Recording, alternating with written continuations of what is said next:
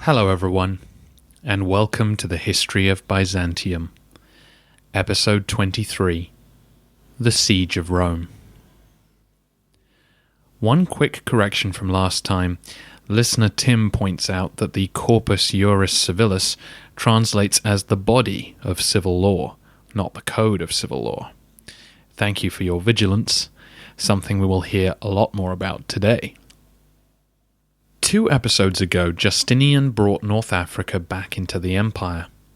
The campaign confounded expectations by completely destroying the Vandals in such a short space of time.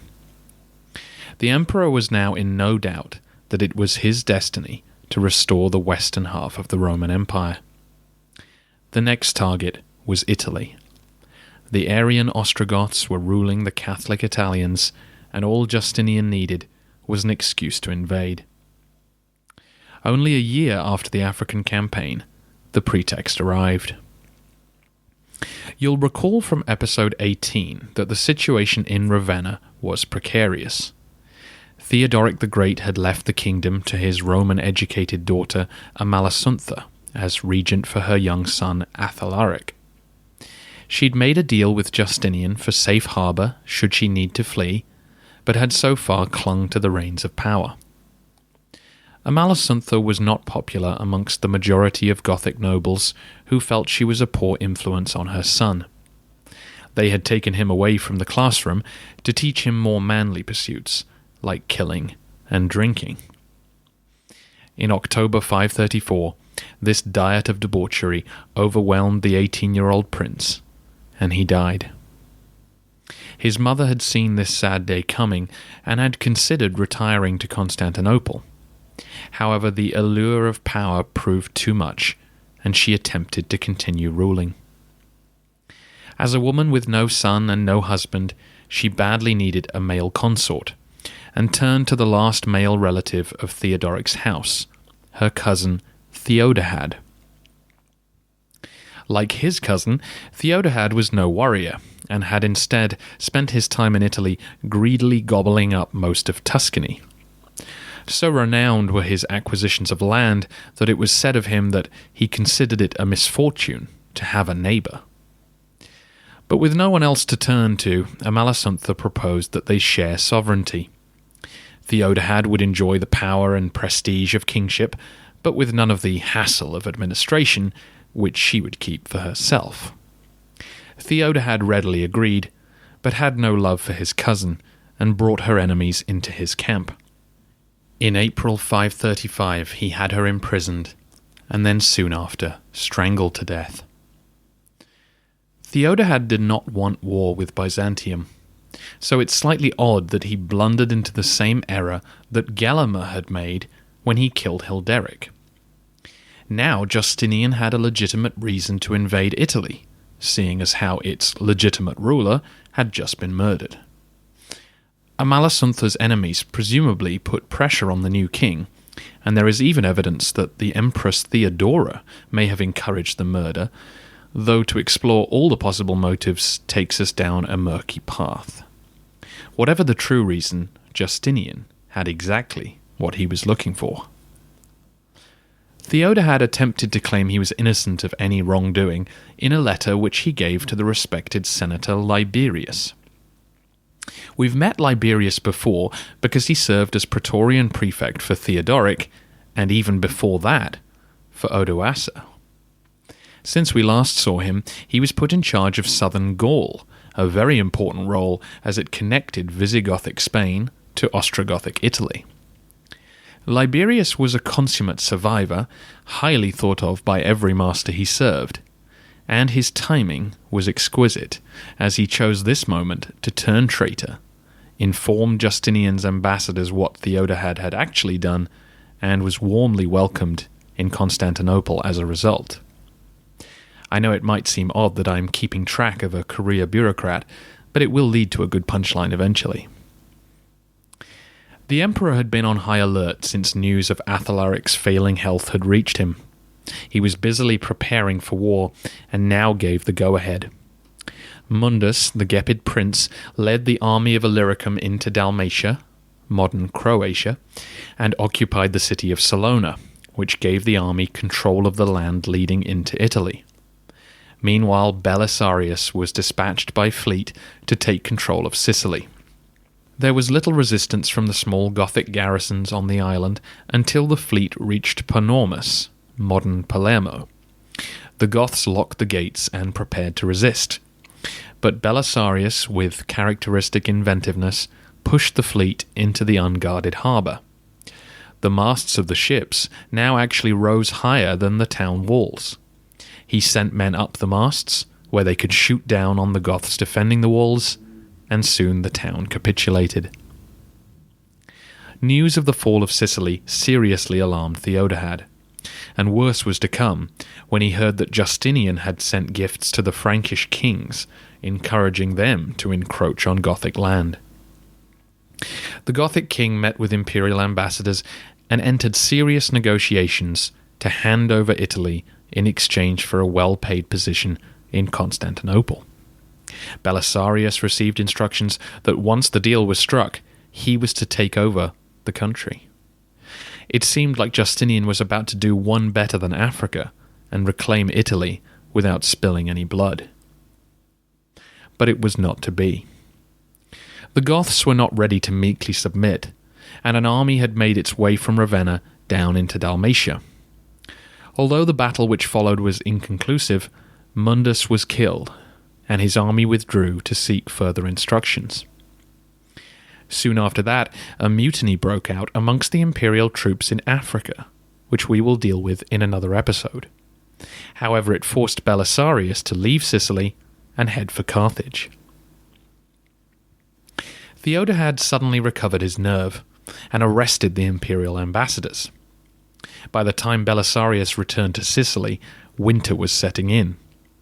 The chance to swiftly conquer Italy was gone. The Goths were now preparing to protect the land that they had come to call home. Justinian underestimated the task ahead of him. The swift victory over the Vandals bred overconfidence, at the same time that imperial resources were stretched. This was the 8th major army that the empire was being asked to provide. Remember that a new force had been created to protect Armenia, and troops were needed in Africa to guard the province from the Moors. Belisarius had barely 8,000 men at his command, less than half the number he'd led into Africa. Nevertheless, when spring 536 arrived, the general was ordered to invade.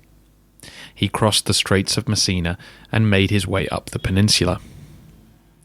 Once more there was little resistance to his advance, as the Goths hadn't concentrated forces in the south. However, with each town that was taken, Belisarius's force shrank in size, as each outpost needed its own garrison. When the army reached Naples, the largest city in the south, Belisarius was facing a major problem. The city walls were large, and with such a small force, it would be impossible to besiege them for long. Adding to his difficulties was the disposition of the Italian people. In Africa, the Vandals had alienated the Roman populace in a way which the Goths hadn't. The people of Naples had little incentive to help the invaders, particularly not the city's Jews, who were well aware of Justinian's oppressive religious policies. Worse still, when the Neapolitans looked down over the battlements, the sight they were greeted with was not an encouraging one. About half of Belisarius's men were barbarian mercenaries, a large company of Isaurians, along with some Huns and Moors. The majority of regular troops were needed elsewhere, and Belisarius had to send a message into the city warning that he would not be able to prevent his troops from sacking it once they were in. Of course, that seemed an empty threat at this point. The Byzantines badly needed a safe port to operate from if supplies and fresh troops were to be brought in. But after 20 days of the siege, Belisarius was ready to give up and risk advancing with an enemy city to his rear. But as seems to happen to the great generals, Lady Luck found him just in time. After cutting the aqueducts to the city, one of the Isaurian soldiers had been amazed by the construction and gone exploring. He stumbled upon an opening which led into the city. It was too small for a man, but Belisarius seized on the opportunity. He noisily attacked the other side of the city while his men widened the gap. That night, 400 men crawled inside Naples, killed the guards, and the city was stormed.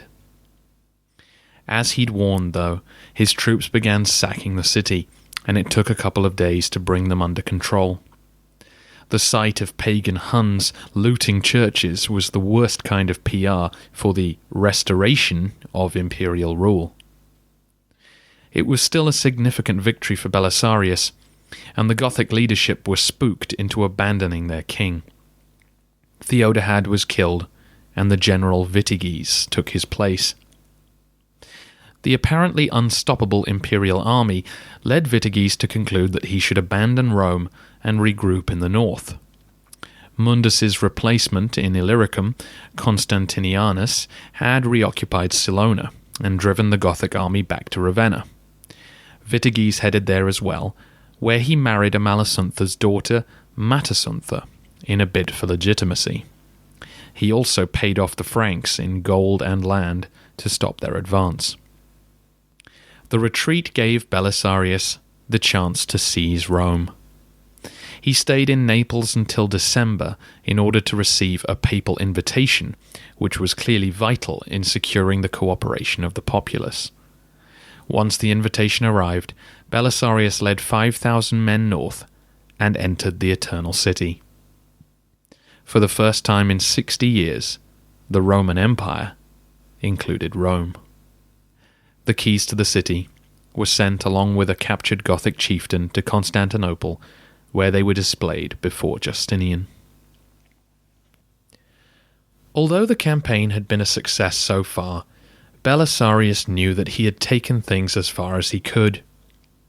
The Goths could still field full armies, while in order to hold what he had taken, the Byzantine general had had to divide his forces into many small detachments. All that the general could now do was hold the city and wait for Justinian to send more troops.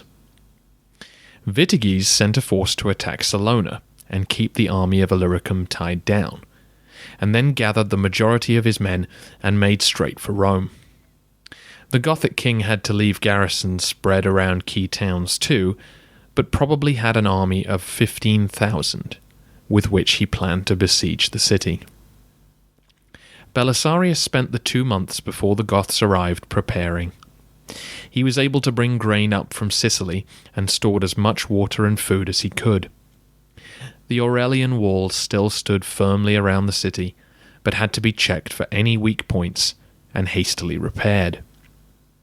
If 5,000 men were going to defend 12 miles of circuit walls, they would need every inch covered, and a moat was dug outside to further hamper attacks. Rome was a city of perhaps 80,000 at this time.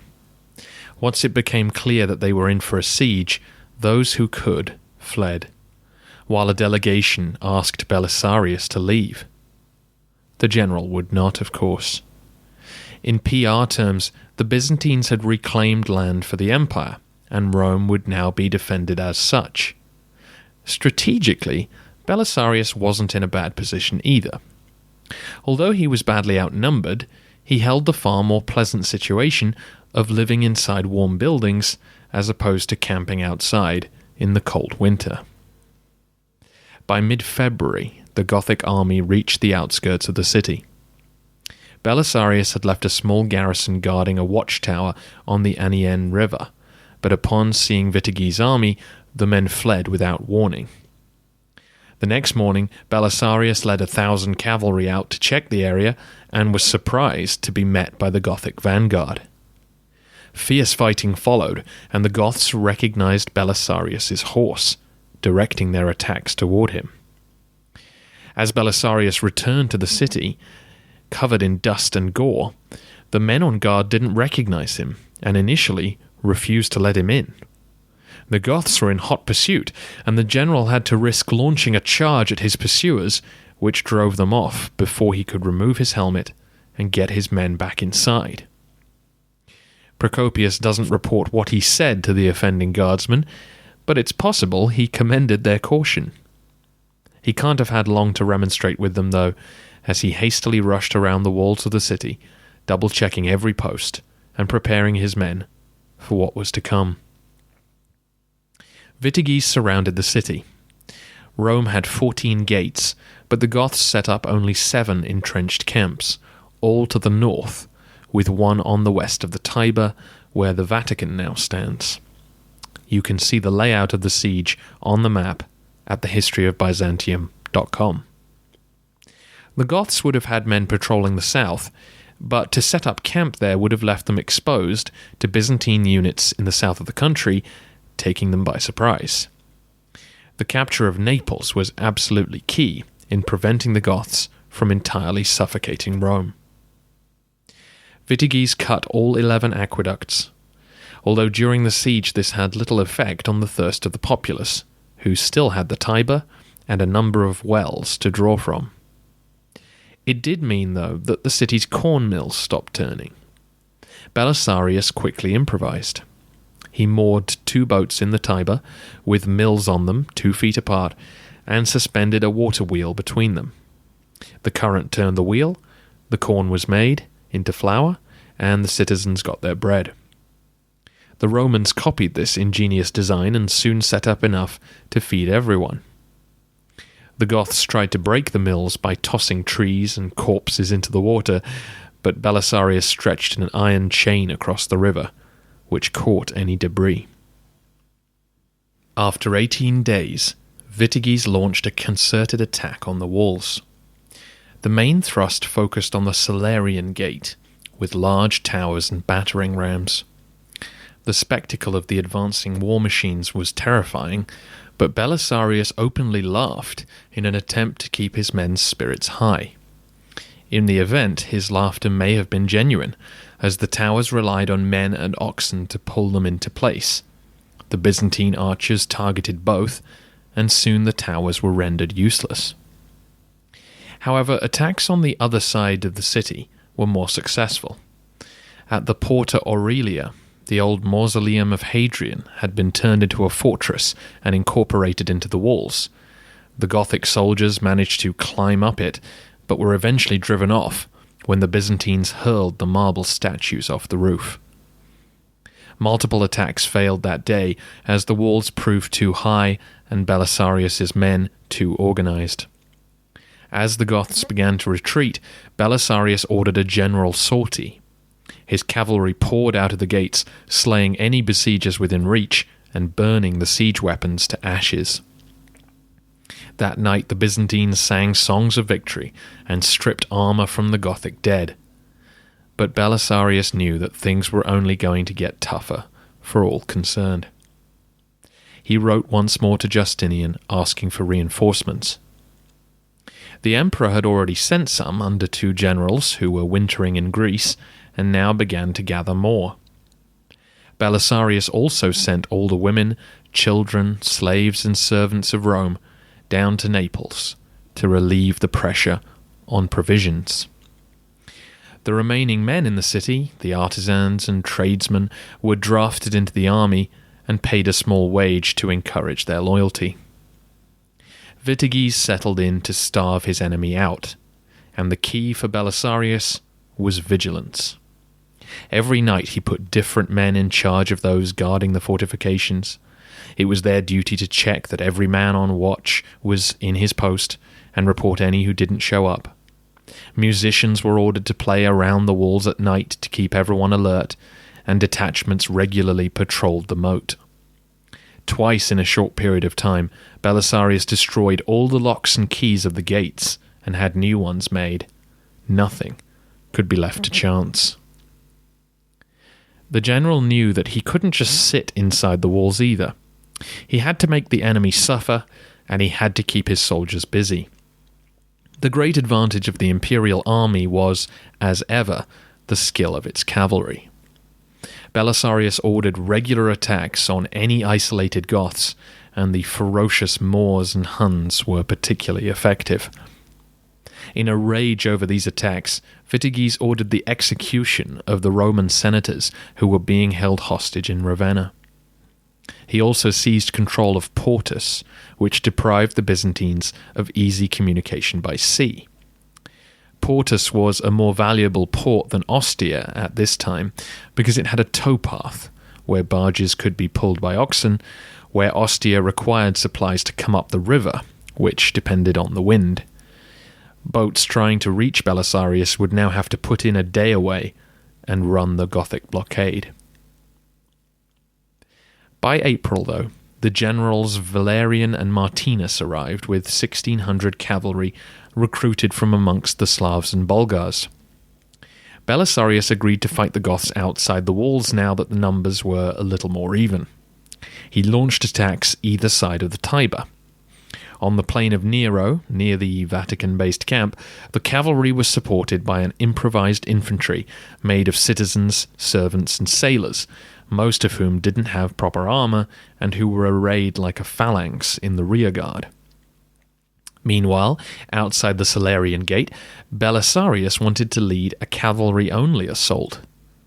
He was persuaded by two of his slighted household guards, Principius and Tomatus, to allow another volunteer infantry division to march behind them and provide cover.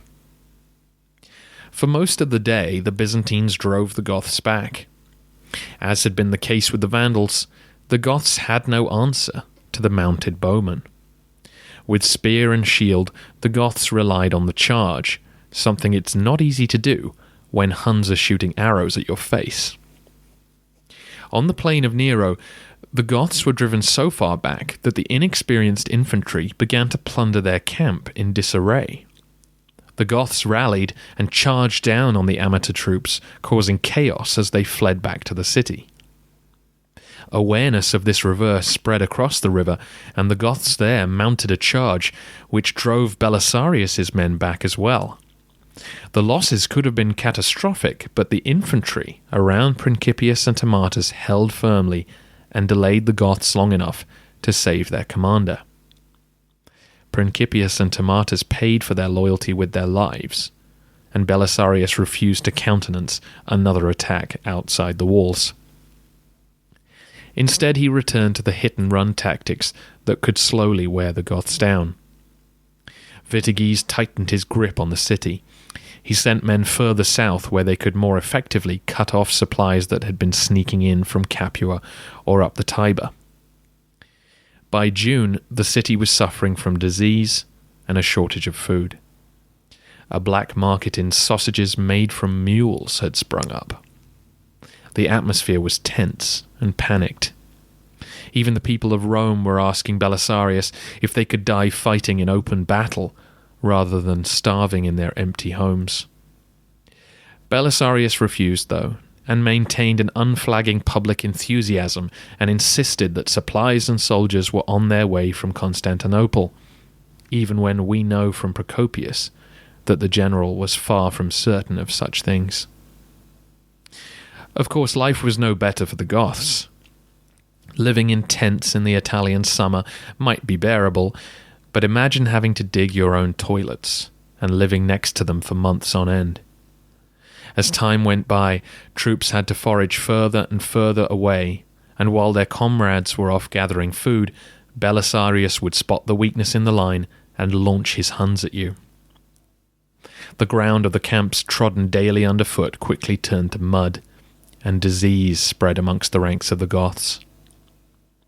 It wasn't until November that the extra reinforcements finally arrived at Naples.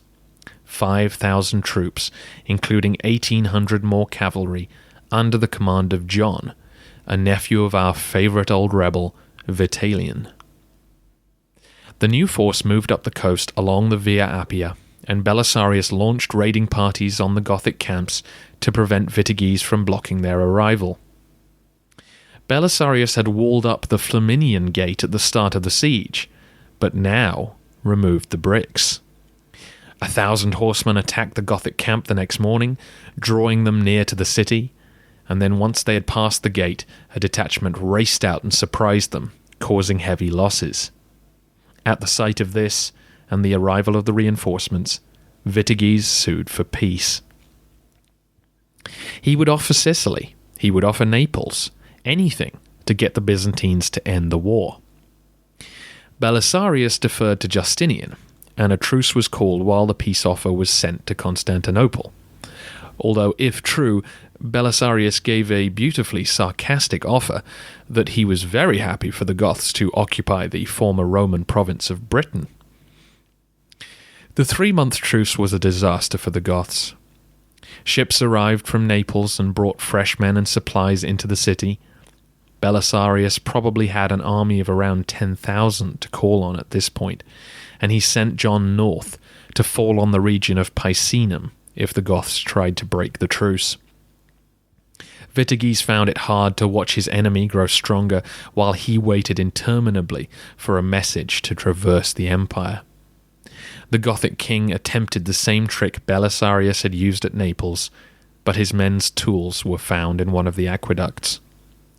Giving up on the truce, he launched assaults on the Porta Pinciana and across the Tiber, but both came to nothing. Meanwhile, news reached John that the truce was off, and his force of 2,000 cut off Picenum, disrupting supplies coming south. However, John disobeyed his orders, which included the instruction to leave no enemy fortifications in his rear. He bypassed 2 Gothic strongholds before the citizens of Ariminum, which was only 33 miles from Ravenna, opened their gates to him. Amalasuntha, whose sympathies lay with her dead mother and not her new husband, opened negotiations with John, which seriously alarmed Vitiges. In mid-March 538, the king burnt his camps and headed north.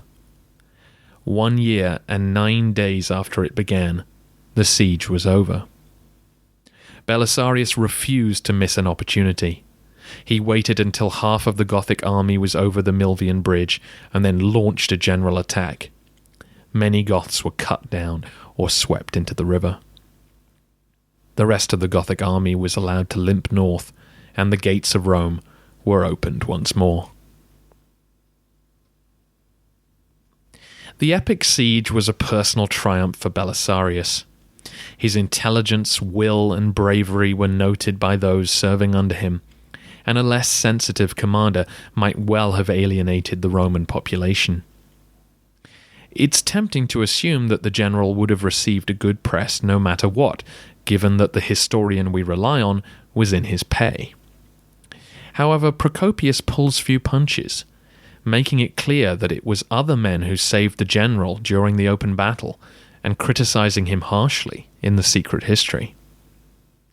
Belisarius's good qualities cannot be ignored, though, and presents us with a very familiar story for the Roman Empire. One man just can't run everything. Augustus needed Agrippa.